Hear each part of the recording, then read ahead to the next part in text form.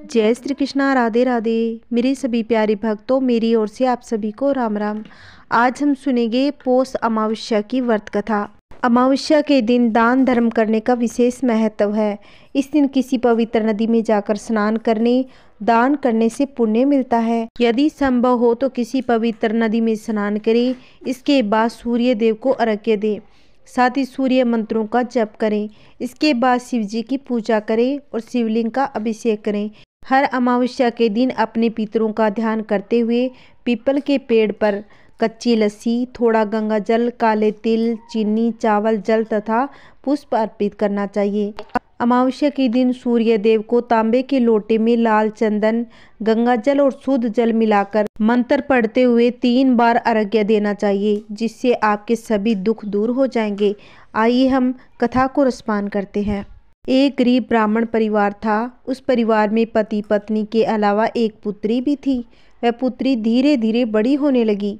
उस पुत्री में समय और बढ़ती उम्र के साथ गुणों का विकास हो रहा था। वह लड़की सुंदर, संस्कारवान एवं गुणवान थी, किंतु गरीब होने के कारण उसका विवाह नहीं हो पा रहा था। एक दिन उस ब्राह्मण के घर एक साधु महाराज पधारे। वो उस कन्या के सेवा भाव से काफ़ी प्रसन्न थे। कन्या को लंबी आयु का आशीर्वाद देते हुए साधु ने कहा कि इस कन्या की हथेली में विवाह योग नहीं है। तब ब्राह्मणी दंपति ने साधु से उपाय पूछा कि कन्या ऐसा क्या करे उसके हाथ में विवाह योग बन जाए। साधु ने कुछ देर विचार करने के बाद अपनी अंतर्दृष्टि से ध्यान करके बताया कि कुछ दूरी पर एक गांव में सोना नाम की धोबिन जाति की एक महिला अपने बेटे और बहुओं के साथ रहती है, जो बहुत ही आचार विचार और संस्कार संपन्न तथा पतिपरायण है।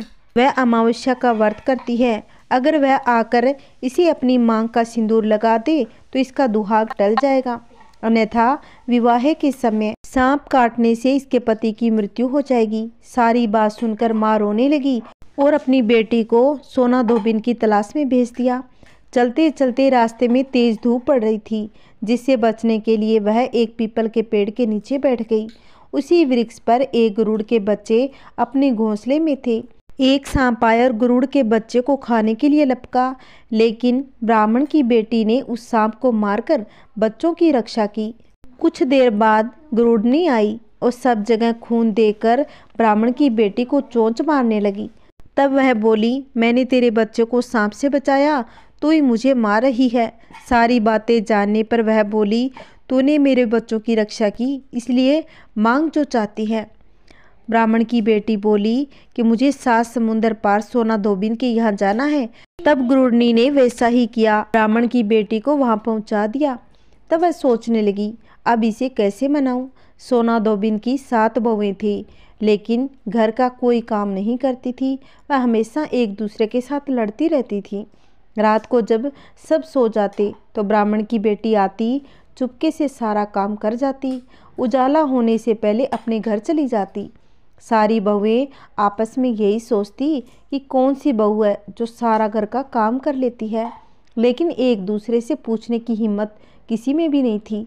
काम करने की बात सोना धोबी ने भी देखी। आजकल बहुएं लड़ती भी नहीं और घर का सारा काम भी कर लेती है। सोना धोबी ने सारी बहुओं को बुलाया और पूछा कि आजकल तुम लड़ती भी नहीं और घर का सारा काम कैसे कर लेती हो।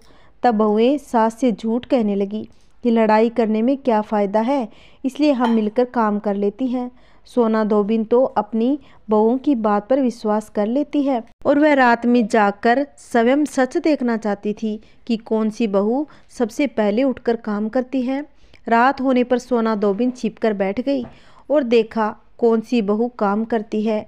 रात हुई तो वह देखा कि एक लड़की चुपके से घर में घुस गई और वह देखा कि उसने घर का सारा काम कर लिया और जाने की तैयारी में जैसे ही ब्राह्मण की बेटी जाने लगी तो सोना धोबी ने उसे रोक लिया और पूछा कि बेटी तुम कौन हो और क्या चाहती हो। तब वह कहने लगी, पहले तुम वचन भरो। सोना धोबिन वचन भर लेती है और वह कहती है कि मेरे भाग्य में दुहाग लिखा है, अगर तुम अमावस्या करती हो और मेरे साथ चलकर मुझे सुहाग दो। सोना धोबिन वचन से बंधी थी। वह ब्राह्मण की बेटी के साथ चलने को तैयार हो गई। जाते हुए सोना धोबिन अपने बेटों और बहुओं से कहने लगी कि मैं इस लड़की के साथ इसको सुहाग देने जा रही हूँ, लेकिन अगर मेरे पीछे से तुम्हारे पिताजी को कुछ हो जाए तो तेल के कूप में डालकर रख देना। अब धोबिन और ब्राह्मण की लड़की घर पहुँच गए और ब्राह्मण की बेटी का विवाह उसी दिन था। फेरों के समय सोना धोबिन कच्चा करवा और दूध तथा तार लेकर बैठ गई। कुछ समय बाद सांप आया, दूल्हे को डसने लगा तो सोना धोबिन ने करवा आगे कर तार से सांप को बांध दिया और सांप मर गया।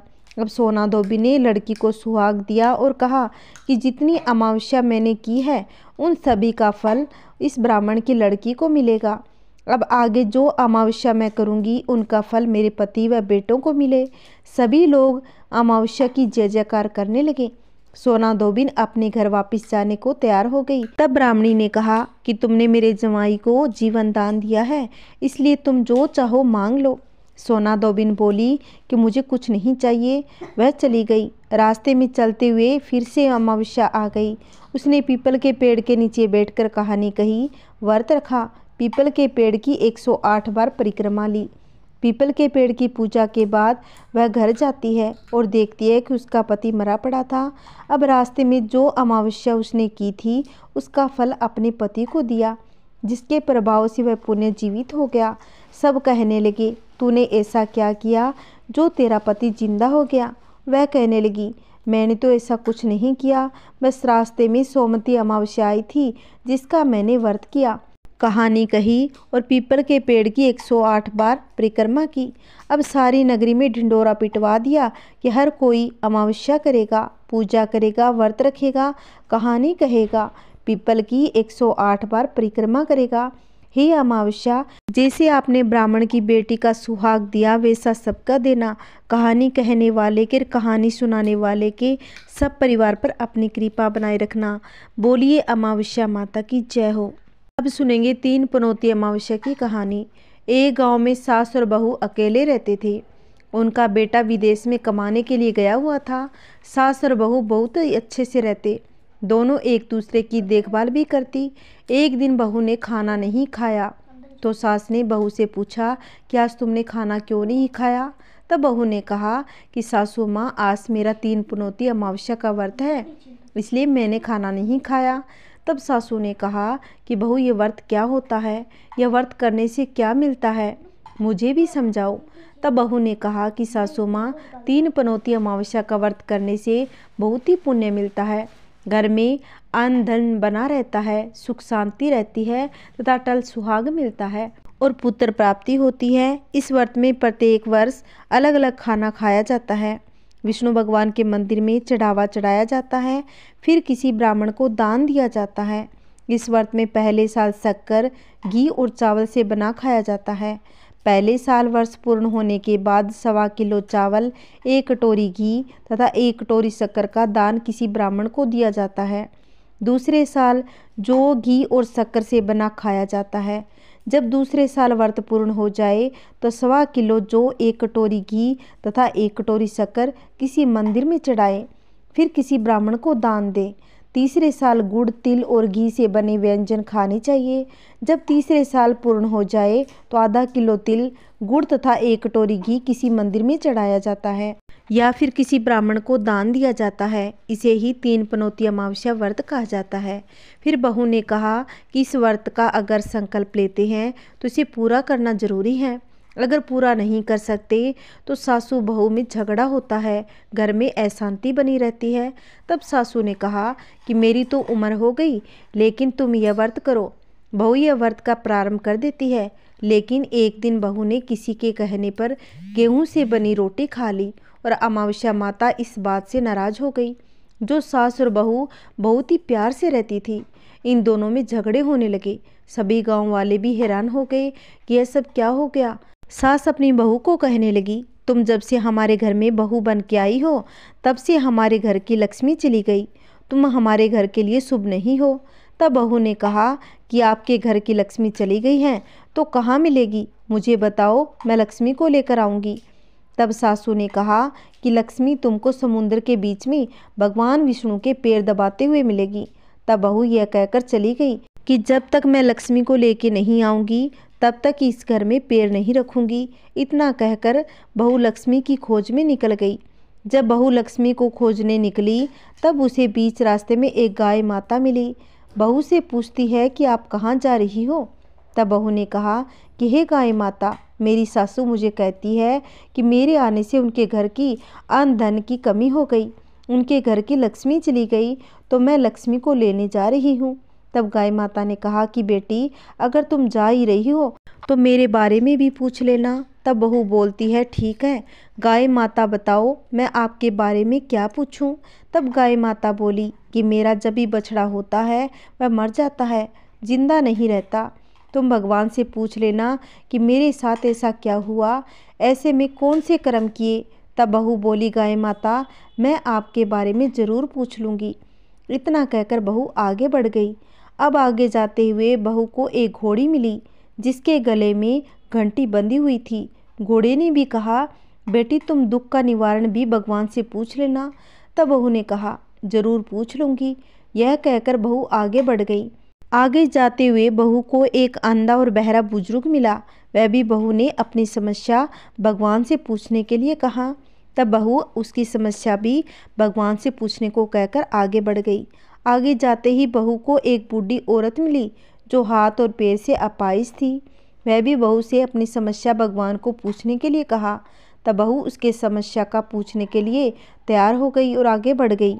आगे जाते ही बहू थक गई और एक आम के पेड़ के नीचे बैठ गई।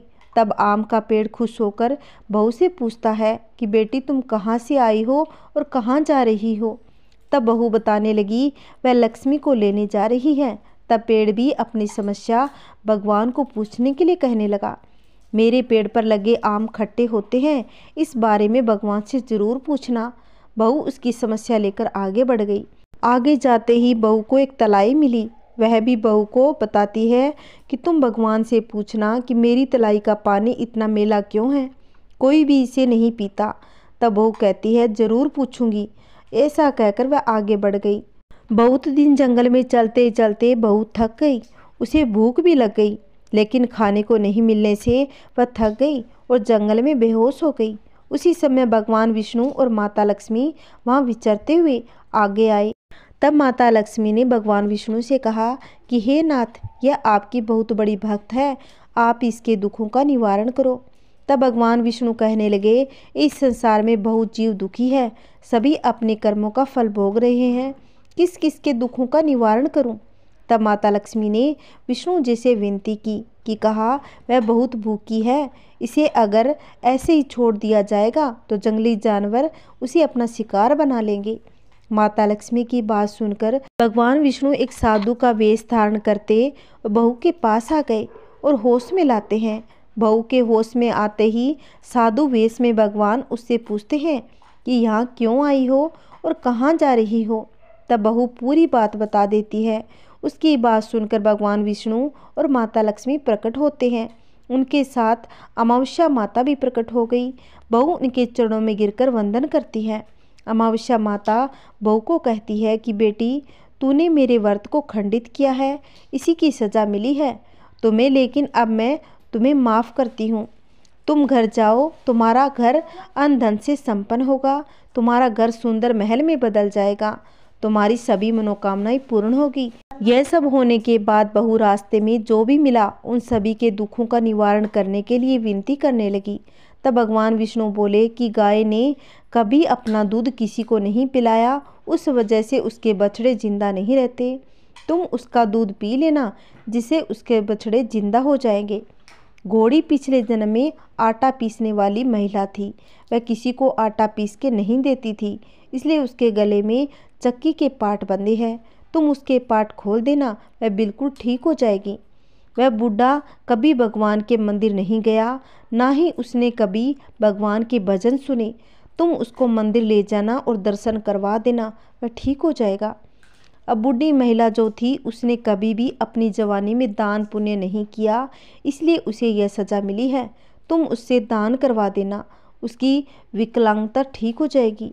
उस आम के पेड़ ने कभी किसी बच्चे को अपने आम खाने को नहीं दिए, इसीलिए उसके सभी आम खट्टे हैं। तुम उस पेड़ का आम खा लेना, उस पेड़ पर मीठे आम हो जाएंगे।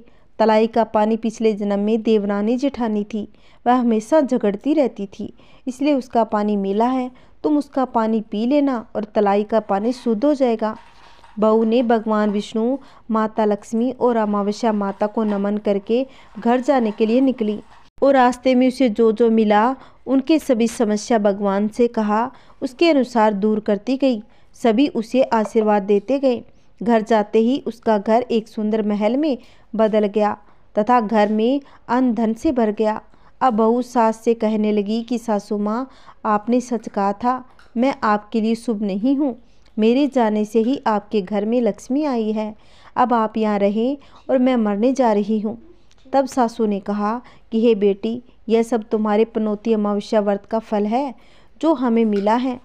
तुम यहाँ पर रहोगी, कहीं नहीं जाओगी। सास बहू खुशी खुशी रहने लगी। एक दिन उसका बेटा भी विदेश से लौट आया। घर में ये सब देखा तो उसकी माँ ने सब बातें बताई।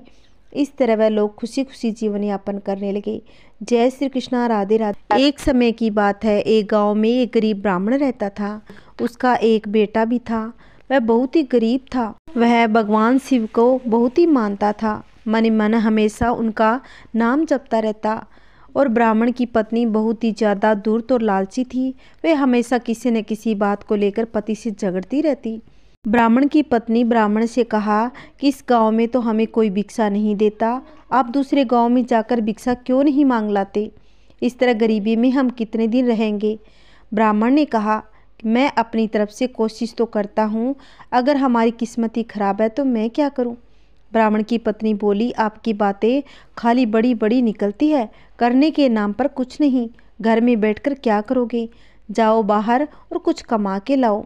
रोज रोज ब्राह्मणी के झगड़े और तानों से तंग आकर एक दिन वह अपना पोथी पत्रा उठाकर घर से दूसरे गांव चला गया। उस गांव में जाकर भगवत कथा सुनाने का प्रयास किया, लेकिन कोई भी उसकी कथा को सुनने को तैयार नहीं था। ऐसे में वो ब्राह्मण दुखी हो गया और वापस अपने गांव को लौटने लगा। रास्ते में एक पीपल के पेड़ के नीचे जाकर विश्राम करने लगा। उस विशाल पीपल के पेड़ के जड़ में एक काला नाग रहता था। ब्राह्मण मन ही मन सोचता कि हे भोलेनाथ, यह आपकी कैसी माया है।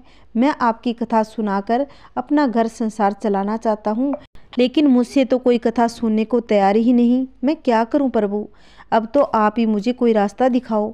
हे प्रभु, मैं यही इस पीपल वृक्ष के नीचे बैठकर कथा कहता हूँ और आप ही मेरी कथा सुनो, क्योंकि और कोई सुनने वाला नहीं है। ये सोचकर ब्राह्मण वही अपना पोथी पत्रा निकालता है और विधि पूर्वक कथा कहना प्रारंभ कर देता है।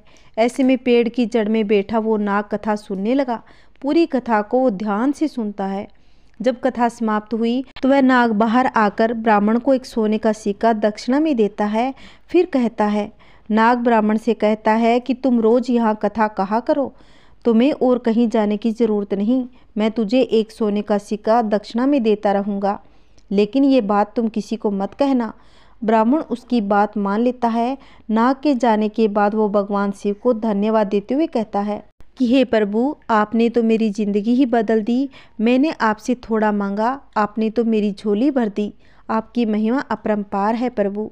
अब वो ब्राह्मण रोज सुबह सवेरे नहा धोकर आ जाता, उस नाग देवता को कथा सुनाता। रोज वो एक सोने की सिक्का लेकर घर चला जाता। बहुत जल्द ही वो गरीब से अमीर बन गया। अब उसके पास किसी चीज़ की कोई कमी नहीं थी। पूरे गांव के लोग उसकी प्रगति को देखकर आश्चर्यचकित रह गए। लोगों के मन में तरह तरह के सवाल पैदा हो गए। बहुत लोगों के दिमाग में तो चल रहा था कि जरूर ये ब्राह्मण कोई गलत काम करता है, जिसकी वजह से इतना जल्दी धनवान हो गया। अब लोग ब्राह्मण की पत्नी से सवाल करने लगे। पड़ोसन ने पूछा कि तुम्हारे पति के पास इतना धन कहाँ से आया? आखिर ऐसा कौन सा काम करने लगा? ब्राह्मण की पत्नी बोली, वो दूसरे जगहों पर जाकर कथा सुनाते हैं, उसी से ये धन मिलता है। पड़ोसन ने आश्चर्य से कहा, कथा सुनाने से इतना धन थोड़ी मिलता है। अब तो उसकी पत्नी को भी शक होने लगा। उसके मन में सवाल उठने लगे तो वो पति से पूछने लगी, इतना धन आपको कौन देता है? लेकिन ब्राह्मण तो नाग देवता ने किसी को बताने से मना किया था, इसलिए वो कुछ नहीं बताता। लेकिन उसकी पत्नी तो उसके पीछे ही पड़ गई। वो हर जिद करने लगी जिसे ब्राह्मण सोने के सिक्के के बारे में उसे बता दे कि वो कहाँ से आते हैं। ऐसे में एक दिन ब्राह्मण विवश हो गया। उसने धीरे से अपनी पत्नी को नाग के बारे में सारी बातें बता दी। अब तो उसकी पत्नी के मन में काफ़ी ज़्यादा लालच आ गया।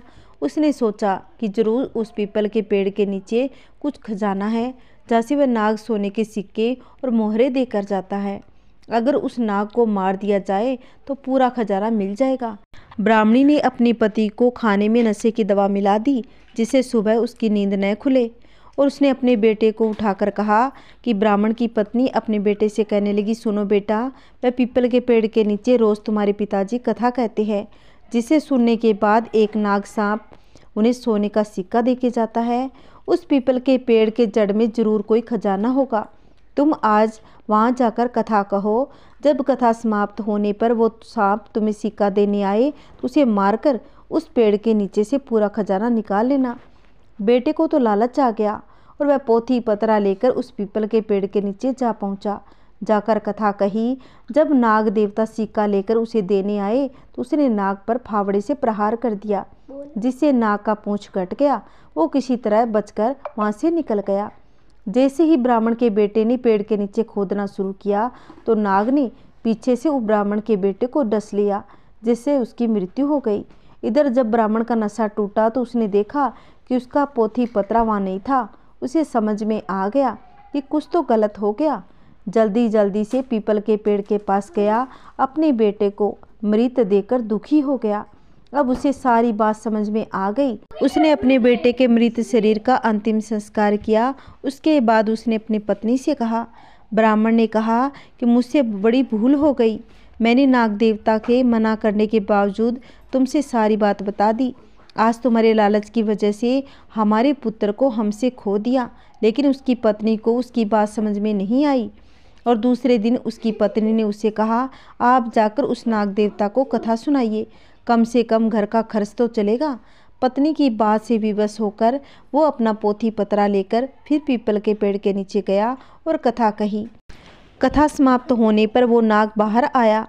उसने ब्राह्मण से कहा, तुम यहाँ से चले जाओ। तुम अपने पुत्र की मृत्यु से दुखी हो तो मैं अपनी पूंछ खोने से दुखी हूँ।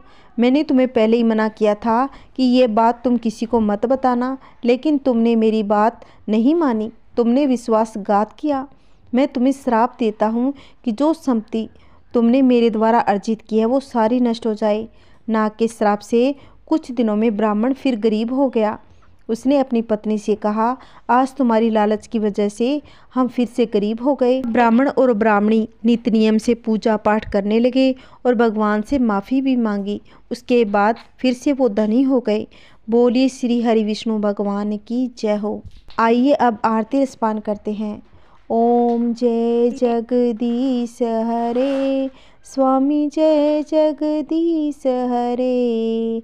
भगत जनों के संकट, भगत जनों के संकट क्षण में दूर करे। ओम जय जगदीश हरे। जो ध्यावे फल पावे, दुख बिन से मन का, प्रभु दुख बिन से मन का। सुख संपत्ति घर आवे, सुख संपत्ति घर आवे, कष्ट मिटे तन का। ओम जय जगदीश हरे। मात पिता तुम मेरे, शरण गहूँ किसकी। तुम बिन और न दूजा, तुम बिन और न दूजा, आस करूं जिसकी। ओम जय जगदीश हरे। तुम पूरन परमात्मा, तुम अंतर्यामी, प्रभु तुम अंतर्यामी। पार ब्रह्मा परमेश्वर, पार ब्रह्मा परमेश्वर, तुम सबके स्वामी। ओम जय जगदीश हरे। तुम करुणा के सागर, तुम पालन करता। मैं मूर्ख खल कामी, मैं मूर्ख खल कामी, कृपा करो भरता। ओम जय जगदीश हरे। तुम हो एक अगोचर, सबके प्राणपति, प्रभु सबके प्राणपति।